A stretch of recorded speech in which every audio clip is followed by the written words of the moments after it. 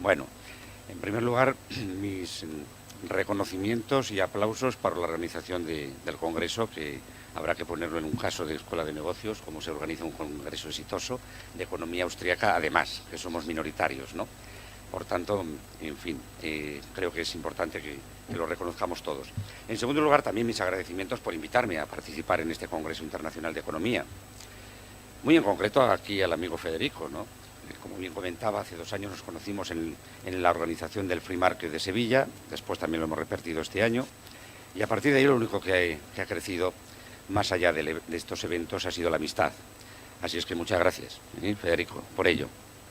Bueno, vamos a hablar un poquito de lo que sería una educación libre en las sociedades abiertas, una educación libre desde la perspectiva de la Escuela de Economía Austriaca.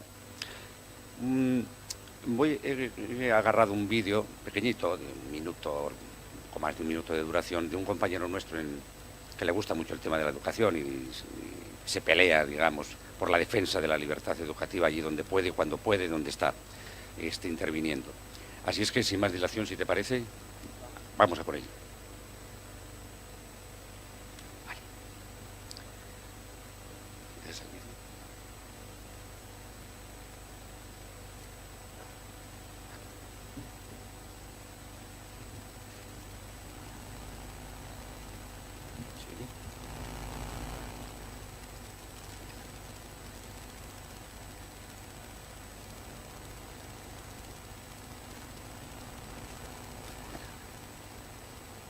Bueno.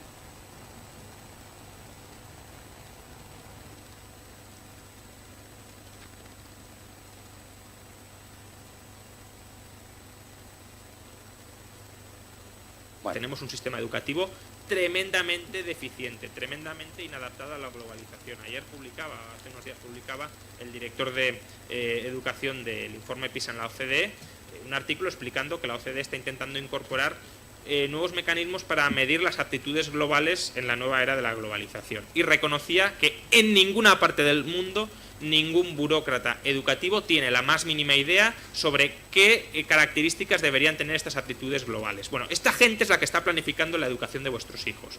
Esta gente que ellos mismos están diciendo que son unos ignorantes completos sobre lo que tienen que enseñar.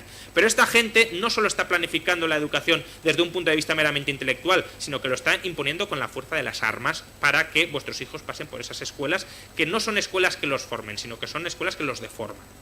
Y eso es el drama en el que estamos sometidos hoy. Burócratas educativos que, para mantener sus privilegios, sus cargos, sus puestos, están deformando a vuestros hijos, instruyéndoles e inculcándoles, adoctrinándoles unas aptitudes y unos valores que no sirven para competir en el mundo global actual. Y eso es lo que genera desigualdad, y la manera de generar igualdad en ese sentido es devolver la educación a la gente, es decir, privatizando la educación para que la educación vuelva a adaptarse a la realidad del mundo y no a la realidad de los políticos.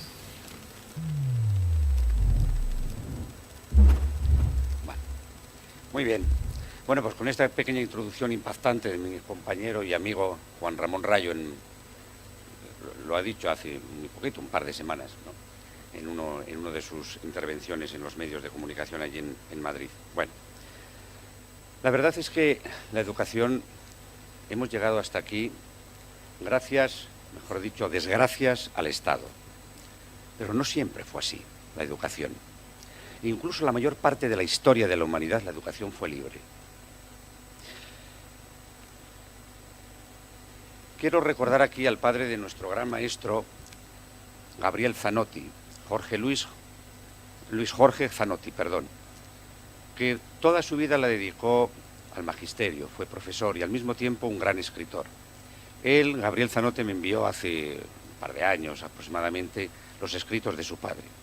Y entre muchísimas frases, me parecía que era interesante recordar esta. La educación existía y existe y ha existido siempre antes de que existieran las escuelas. Ahora nos cuesta trabajo pensar que si no hay escuelas, no hay educación. Pues eso es desde hace aproximadamente unos 200 años. La mayor parte del tiempo de la historia de la humanidad no había escuela y había educación. Hay que decir más, porque a veces se olvida, o mejor dicho, nos lo ocultan. Las primeras escuelas de la historia de la humanidad eran escuelas familiares. Aún yo recuerdo, ya tengo cierta edad, las películas del oeste en blanco y negro en las series de televisión. Y en aquellas películas del oeste, en donde la mayor parte, cuando iba creciendo aquello que llamamos los Estados Unidos hacia el oeste, gente inmigrante, la mayor parte de las veces europea, que les daban unas tierras y 20, 30 familias iban avanzando hacia el oeste, hacia la California, y allí no había nadie, había esas 20 o 30 familias con sus hijos. Y en esas películas del oeste a veces se veía debajo de un árbol, ¿no?, porque no había colegios, no había maestros, y sí había educación. Y reunían a esos 20 o 30 niños debajo de un árbol, y eran los padres los que enseñaban a esos hijos. Y la madre que sabía cocinar enseñaba a los hijos a cocinar, y el padre que sabía arreglar un carro enseñaba a los hijos a arreglar un carro, y la madre que sabía coser enseñaba a los hijos a coser, y el padre que sabía armar, digamos, una estructura de una casa enseñaba. Los padres eran los maestros. Las primeras escuelas fueron familiares. Incluso con el avance, ya diríamos, de las grandes civilizaciones antiguas, mesopotámicas, el caso, por ejemplo, de Egipto, y más tarde nuestra civilización grecorromana, aunque en las élites algunas familias ya no educaban a sus hijos, sí elegían a los tutores que educarían a sus hijos. Y el resto de la gente seguía educando a sus hijos en casa.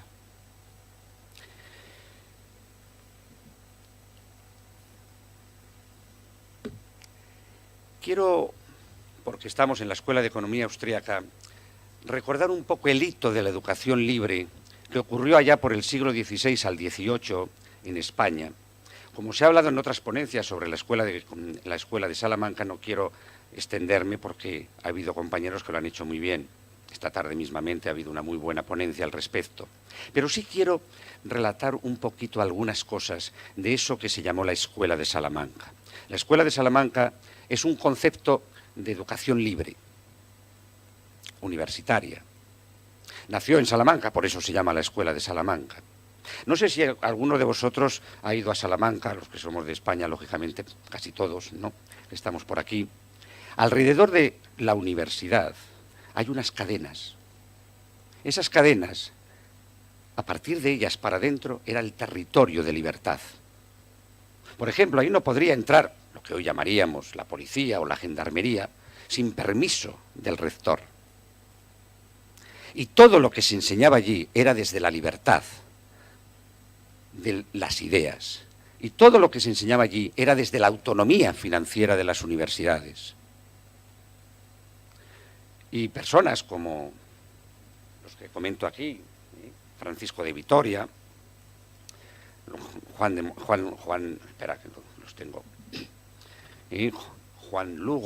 Lugo, Francisco Suárez, el nuestro muy querido Juan de Mariana, todos ellos enseñaban además en las mayores y mejores universidades de la época.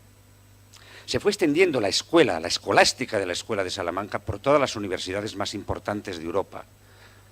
No solamente sucedió eso en la Universidad de Salamanca, también en la de Alcalá de Henares, también en la de Santiago de Compostela, también en la de Granada, en Portugal, la de Coimbra y Lisboa, en París, la Sorbona, en Italia, Padua, Bolonia, Florencia, por supuesto Roma. Y todos estos frailes enseñaron la libertad y enseñaban otra cosa, a controlar los abusos del poder. Se defendió la libertad de mercado, se defendió la libertad económica. Se empezó a criticar los procesos inflacionarios, porque era una forma de robo. Se empezó a criticar los procesos, diríamos, de abusos impositivos. Se utilizaban los púlpitos para ello. Ante los abusos de los monarcas, incluso se planteó Juan de Mariana la legitimidad del tiranicidio. Juan de Mariana pasó algunos años en la cárcel, pero era una persona enormemente prestigiosa por sus ideas. Dicen las crónicas de la época que cuando iba a la Sorbona tenía tanta importancia, digamos, lo que decía y era tan admirado, que se llenaban las clases de la Sorbona. No cabían en las clases no solamente ya los alumnos sentados, sino siquiera de pie. Y por tanto, fuera, en las ventanas desde fuera, agarraban los estudiantes que no podían entrar escaleras para verle desde fuera. Y de ahí se iban a las demás universidades. Estas libertades hicieron posible después, con el advenimiento de la Nueva España, que se trasladaran a las universidades que se iban instalando. La primera en Santo Domingo en 1538, un poco después la de Lima, la de México y otras, ¿no? Gente como Bartolomé de las Casas. A través de esos conceptos de libertad se crearon, por ejemplo, las primeras jurisdicciones internacionales. Y eso era un concepto de libertad educativa. Y fue así durante toda la modernidad. Pero como dicen en mi pueblo, la alegría en casa del pobre no dura eternamente. Y llegó un momento que al final del 18 vino eso que llaman, diríamos, un poco despóticamente, el siglo de las luces, la Ilustración. Y empezaron a venir algunos sabiondos como Rousseau. Y todo ese concepto de la libertad individual, del pensamiento individual, de la educación libre, empezó a ir poco a poco desapareciendo. Y empezaron a entrar otros conceptos, el concepto de Estado, de colectividad, justamente lo contrario. El concepto de constructivismo, en el sentido de que la persona puede reconstruirse si previamente es educada para ello. Hay un libro muy bueno de Educación y Estado, de Webs, de Unión Editorial, me supongo que la mayor parte que os interesa el tema lo habéis leído, que describe en la Inglaterra del siglo XVIII cómo toda la educación libre que existía en ese momento empezó poco a poco a desaparecer con el intervencionismo del Estado. Igual que en Francia, se fue alejando, diríamos, de esa educación de la modernidad que representaba la escolástica de la Escuela de Salamanca, no solamente en Salamanca, no solamente en España y Portugal, sino en toda Europa. Se fue extendiendo todo ese colectivismo, toda esa educación estatista al resto de Europa. Había un objetivo central, había que meter la ideología en la escuela, en la universidad. Y por tanto fue desapareciendo el pensamiento crítico y con ello el valor de la ciencia y el pensamiento científico. Decía Napoleón, cuando llegó al poder, que a los ciudadanos hay que enseñarles desde la infancia lo que la gente tiene que pensar. Y para ello creó un cuerpo de docentes de instrucción pública, unificando a partir de ese cuerpo de docentes todos los conceptos en un corpus de pensamiento único. Y todo ello en nombre de la sacrosanta, digamos, palabra mágica del Estado, la seguridad. Y para ello empezaron a crear grandes ejércitos para la seguridad externa de los peligros externos. Empezaron a crear grandes cuerpos de seguridad y de policía interna para la seguridad interna y para también la seguridad ciudadana. Y la mejor forma de garantizar la seguridad ciudadana era creando a través de los itinerarios curriculares de educación un pensamiento único, porque si todos pensamos igual, la ciudadanía estará segura.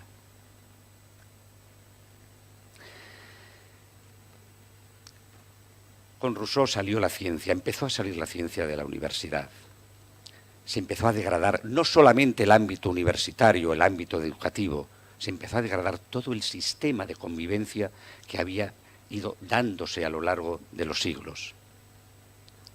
Hasta tal punto que empezó a degradar lo que hoy llamaríamos la democracia. Parece que la democracia que tenemos huye de la educación, no quiere que nos eduquemos. Es importante que nos demos cuenta del deterioro de la educación que decían mi compañero y amigo Juan Ramón Rayo. No hemos llegado aquí por casualidad. Mirad.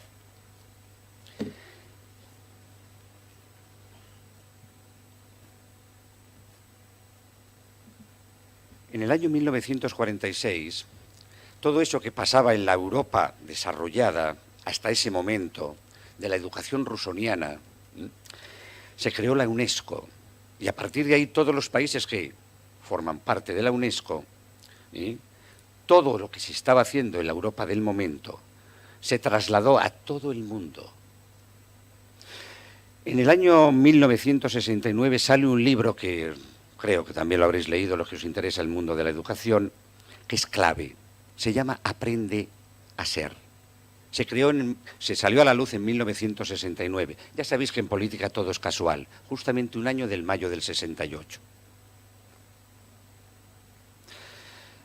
Todas las leyes de ordenación educativa de todos los países que forman parte de la UNESCO parten de los principios de ese libro.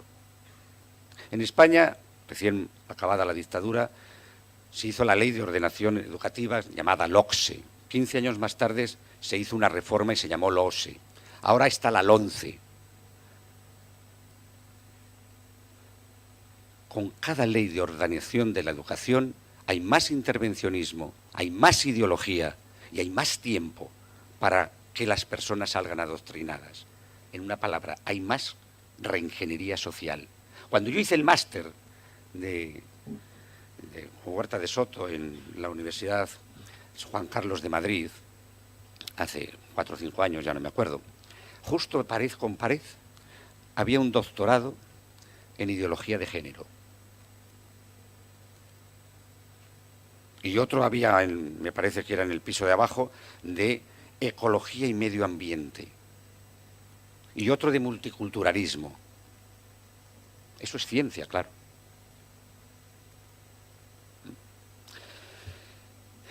La verdad es que todo ello nos está poniendo en una situación muy delicada a los sistemas que nos hemos dado de convivencia, muy en concreto la democracia. La democracia está totalmente degradada. Totalmente degradada. Y esto empezó en eso que llamamos la Revolución Francesa. A mí no me contaron nunca, y hice sociología, que cuando vino la Revolución Francesa, por cierto, hasta ese momento la más sanguinaria de la historia moderna, pues pasaron 10 años que no me han contado nunca lo que pasó en esos 10 años. Hubo una guerra civil en Francia. En esa guerra civil fueron pasados por la guillotina mucha gente, pero también entre ellos los mejores intelectuales. Y después vino Napoleón y hizo esa ley que comentábamos antes. Y después de la dictadura, ¿no?, vino una pseudodemocracia. Y ese proceso, ese itinerario, diríamos como círculo vicioso, se repite después en las revoluciones del siglo XX.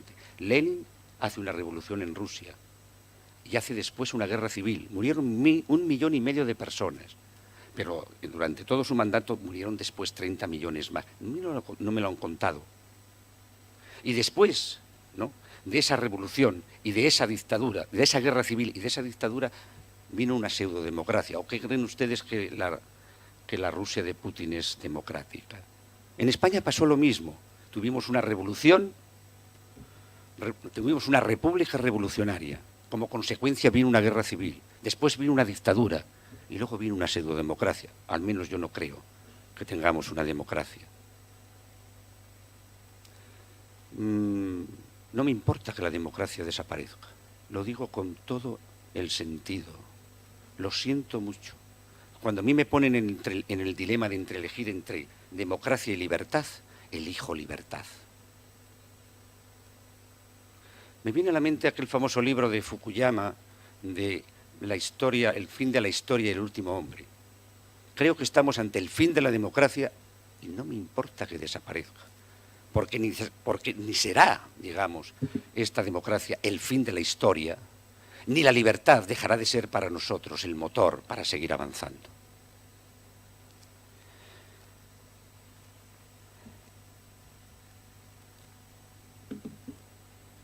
Y esto que pienso también parece que lo pensaba Hayek. Hayek decía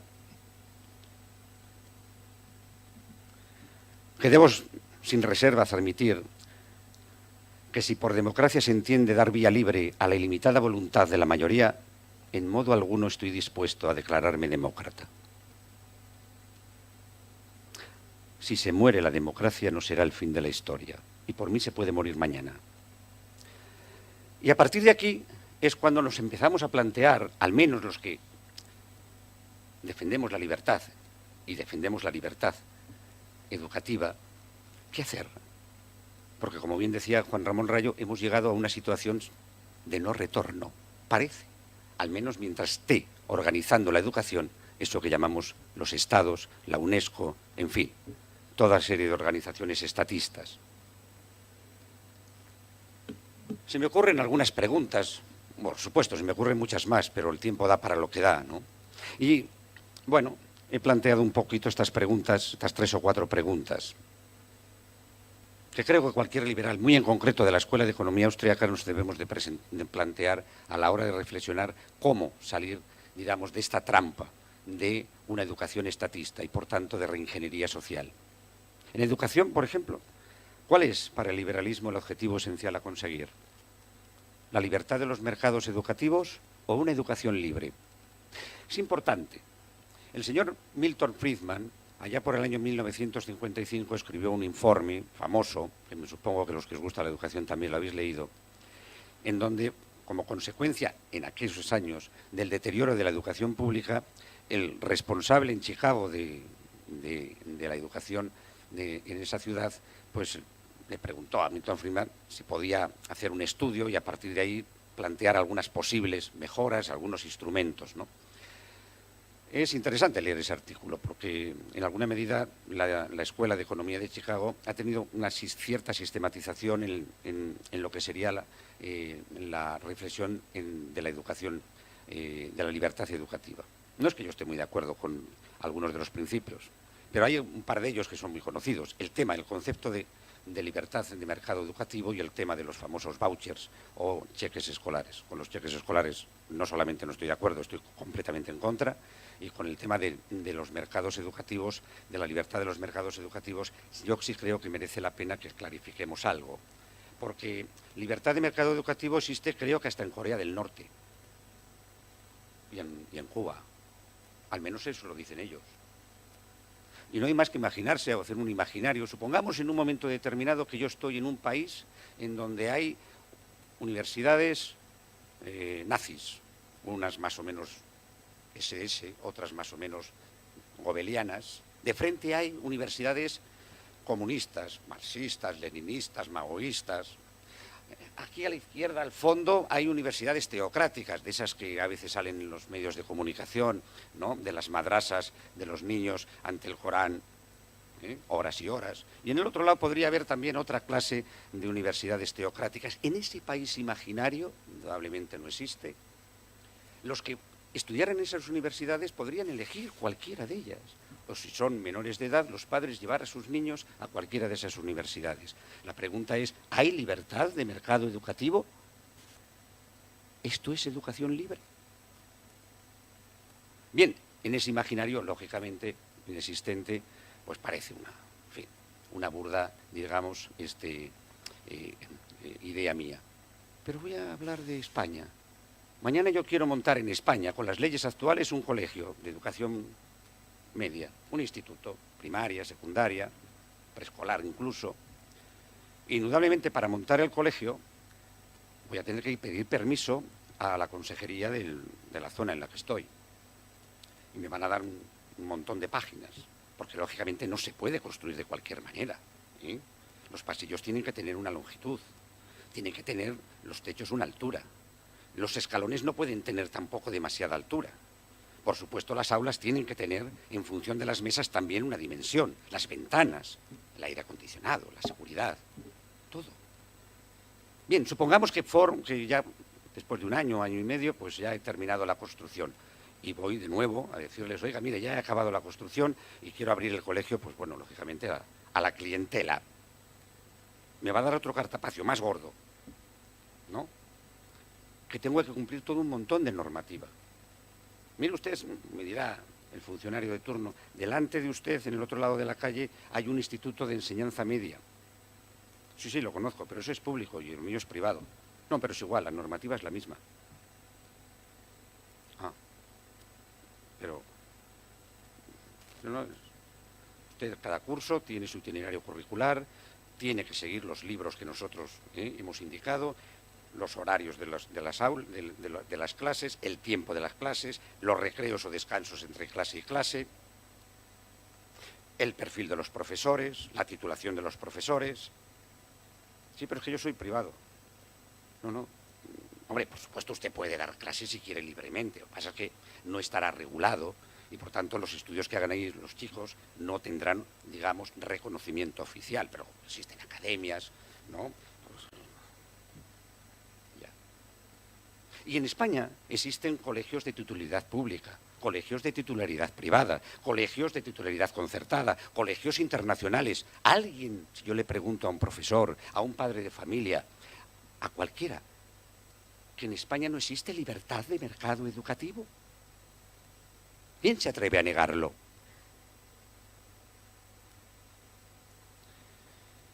¿Qué sería para la Escuela de Economía Austriaca una libertad de mercado educativo?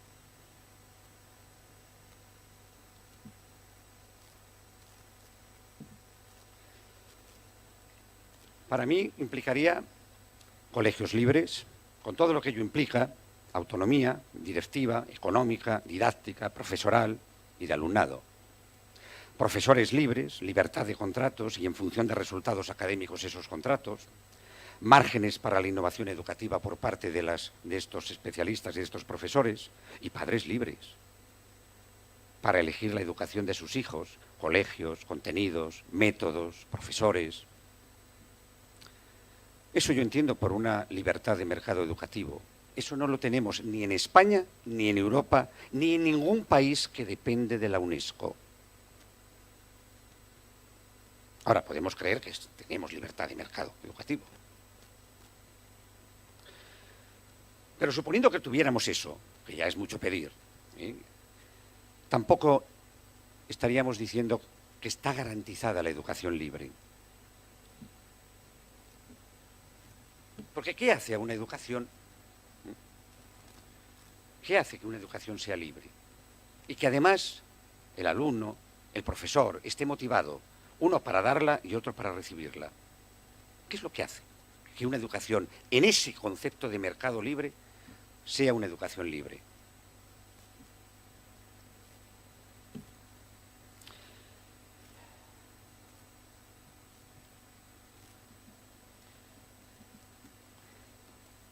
Decía Popper que el aumento del conocimiento depende por completo de la existencia del desacuerdo, es decir, de la libertad de pensamiento. La ciencia es la base del pensamiento crítico. Desde el primer momento que una persona empieza a ser educada, tiene que ser educada en el pensamiento crítico. Si no, no tendremos, por mucho mercado, libertad de mercado educativo que tengamos, no tendremos educación libre. Y esto es enormemente importante. Dice Venegas Lynch, en uno de sus vídeos, que lo que no se puede aceptar en ciencia es el relativismo. Si no está claro lo que le digo, pregúnteme. Si no estás de acuerdo, discúteme. Y si te convence, hazme de abogado del diablo. Pero en ciencia no existe el relativismo. Se avanza por certezas y refutaciones. Y tampoco ello implicaría del todo, desde el punto de vista de la Escuela de Economía Austriaca, que estamos ante una auténtica educación libre. Sería muy interesante que tuviéramos libertad de mercado educativo como yo los he definido. Sería muy interesante que en todo proceso educativo, desde preescolar hasta que sales de la universidad, hubiera pensamiento crítico. Pero yo creo que una educación es auténticamente libre cuando, dándose además de todo lo anterior, la educación, a su vez, tiene sentido para la persona, tiene sentido para el alumno, porque la ve útil para el desarrollo de sus talentos y para su proyecto de vida. Y en ese sentido es un poco diseñador de su propia educación, y si es menor de edad, sus responsables, los padres. Dalmacio Negro tiene un vídeo muy importante de una clase magistral que dio hace, no sé, un par de años, que dice que una educación realmente, auténticamente libre, forma parte de ella dos palabras, conciencia y consciencia. La conciencia es aquello que tiene que ver con tu mundo interior. Y la conciencia es aquello que tiene que ver con los conceptos que te enseñan. Es difícil pensar que uno está educándose libremente cuando está educándose en contra de sus, digamos, principios, valores, aquello que le da sentido a su vida. Es muy difícil. Y aquí es importante que diferenciemos, como hacían los clásicos liberales del siglo XIX, entre instrucción y educación. La instrucción delibera sobre lo exacto, todo lo que tiene que ver con aquellas cuestiones que tienen un causa y efecto, cómo se hace un coche, cómo se hace una operación, no sé, quirúrgica. Yo soy especialista en traumatología, alguien se ha partido un brazo, si sigo un procedimiento, al final es muy probable que el resultado que estoy buscando se consiga. La educación delibera sobre lo no exacto. Porque, ¿qué pasa si yo soy médico quirúrgico, oncólogo, y llego a la conclusión de que esta persona tiene un cáncer terminal y me pide la eutanasia? Yo he hecho la operación muy bien, se la inyecto. A lo mejor incluso hasta está en coma y me la pide la familia. O ni me la pide él porque está en coma, ni tiene familia o no lo sabemos. Indudablemente, si yo me he educado en una educación estatista y me voy al gerente del hospital, casi seguro que me responde: siga usted el protocolo. ¿Dónde está la libertad de conciencia? Yo soy muy buen cirujano. He tenido muy buena instrucción. Si yo fuera judío, se dice que desde mediados del siglo XIX a finales de la Segunda Guerra Mundial, la educación alemana era la mejor del mundo. Seguro que si yo hubiera tenido una enfermedad curable, seguro que existía el especialista correspondiente en Alemania, mejor del mundo en aquel momento. Ahora, si yo fuera judío, no me pondría en sus manos. No porque no le faltara pericia, instrucción, técnica, sino porque estaba educado de una manera que sabía que si yo me ponía en sus manos, lo más probable sucedería otra cosa. Es importante también, cuando hablamos, por tanto, de educación, diferenciar entre talento y coeficiente de inteligencia. Yo vengo del campo de la psicología y yo soy de esa generación de que había que estar midiendo a través de test psicotécnicos el coeficiente intelectual de la gente, y eso era muy interesante. Bueno, yo me he encontrado con más de un caso a la hora de hacer la investigación, de que me han contado algunos profesores de que en la misma mesa, durante todo primaria y secundaria, dos niños con el mismo coeficiente de inteligencia, alto en este caso, terminada, digamos, la secundaria, y yendo a los 18 años, 17 años a la universidad, 3, 4 años más tarde, se ha enterado un profesor que les dio clase durante 10 años en la misma mesa, de que uno acabó astrofísica y otro acabó en la cárcel porque se fue metiendo en el mundo de la droga. Los dos tenían el mismo coeficiente de inteligencia, pero no desarrollaron el mismo talento. La educación tiene que ver con el desarrollo del talento.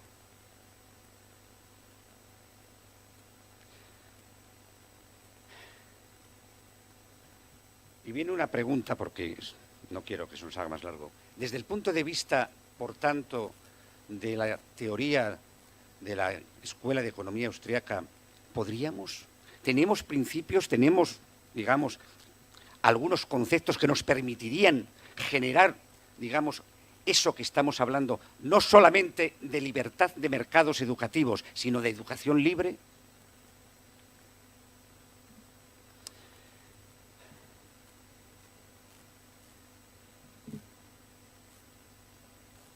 Albert Lohan es un profesor, bueno, ha sido un profesor de la Marroquín, que lleva trabajando varios años con el respecto, partiendo de los conceptos y principios de algunos de los conceptos y principios de la educación libre, de la Escuela de Economía Austriaca, está conformando, diríamos, ¿no?, una teoría, ¿no?, de educación libre y una metodología, y me escribí con él un par de ocasiones, y muy sintetizadamente, él entiende que puede que la educación libre debe de empezar en el aula.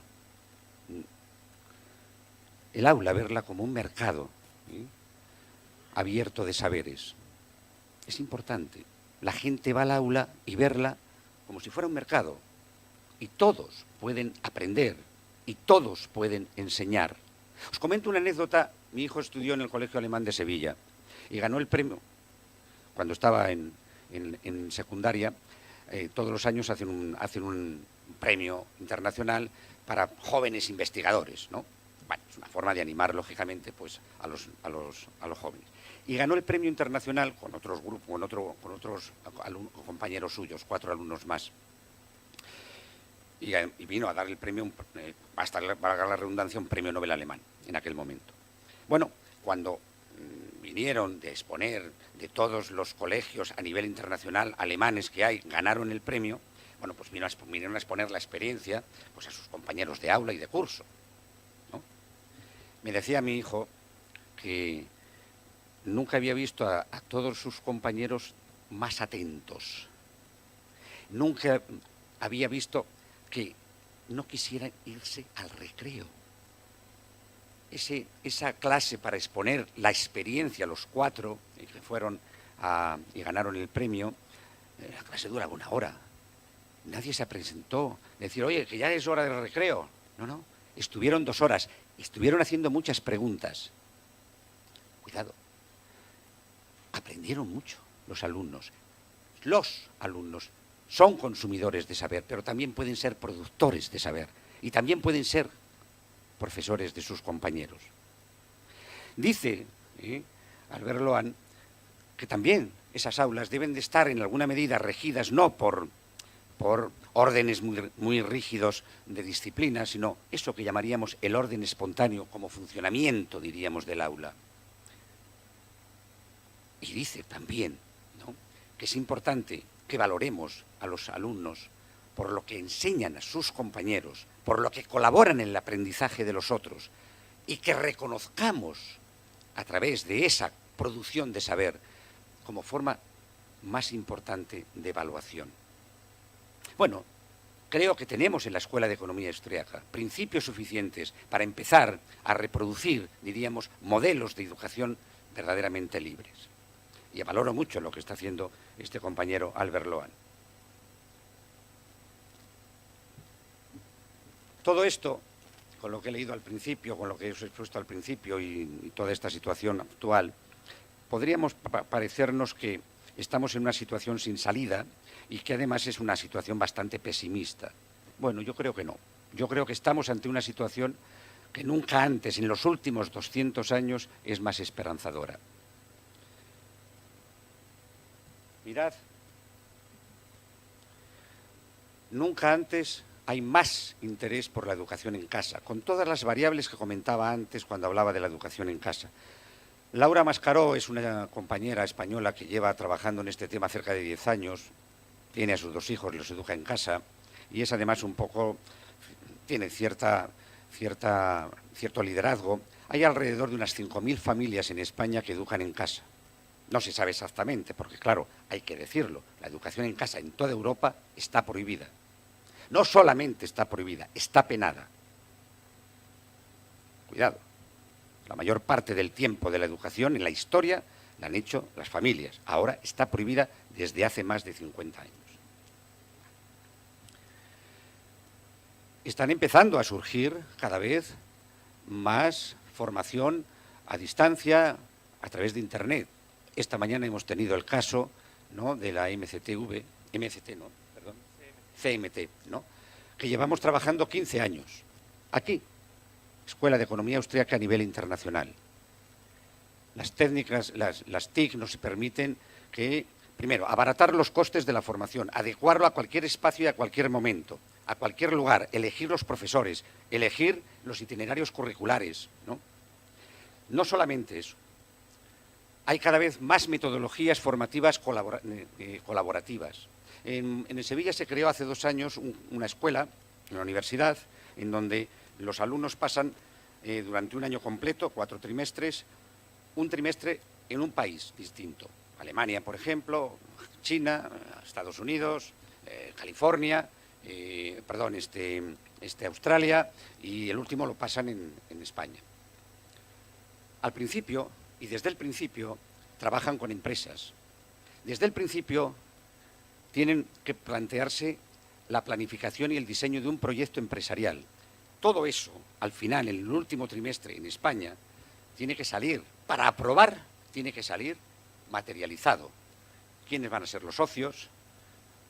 La búsqueda de financiación y, por supuestísimo, toda la política de marketing de las áreas funcionales. Es una educación para la acción. Creo que un tal Mises escribió un libro que se llama así, ¿no? La acción humana, ¿no? De cerca de 1000 páginas, 800 y pico, ¿no? Las grandes empresas, las grandes corporaciones están creando desde hace ya aproximadamente 50 años sus propias universidades corporativas. En este momento hay más de 7 millones de personas que reciben formación en las aulas de las grandes universidades corporativas.